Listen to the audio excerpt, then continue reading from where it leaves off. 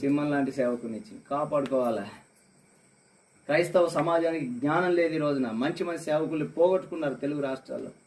సిగ్గులేని క్రైస్తవులు. ప్రవీణ్ ప్రగడాల లాంటి సేవకుడు భూమి మీద పుట్టాలంటే కుదరదు. ఏమి జ్ఞానం అండి! ఎలాంటి అయినా కూడా నీళ్లు తాగిచ్చినాడు. కాపాడుకున్నామా? ఒంటరిగా పోతుంటే పాపం గొర్రె పిల్లను ఒంటరి వదిలినట్లు వదిలి అయ్యో అయ్యో అని చెప్పి ఆ డెడ్ బాడీ వెనకాల లక్షల మంది పోతే ఏం లాభం అండి? బతుకున్నప్పుడు ఎవడన్నా పిలుచుకున్నాడా? ఎవడన్నా వాక్యం చెప్పించుకున్నాడా? ఏ కోటేశ్వరుడు అని వెళ్ళి 1 లక్ష రూపాయలు ఇచ్చిండ్రు ఆయనకి, ఒక ఇంటికి పిలిచి భోజనం పెట్టిండ్లా? బతుకున్నప్పుడు విలువ తెలియదు మనోళ్ళకి. హల్లెలూయా, జపాలు గట్టి హల్లెలూయా. క్రైస్తవ సమాజానికి నిజమైన వరం ఎవరో తెలుసా? నీకు దేవుడిచ్చిన దైవజనుడే నీ వరం.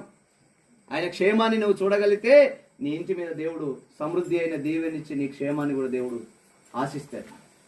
హల్లెలూయా, జపాలు గట్టి హల్లెలూయా.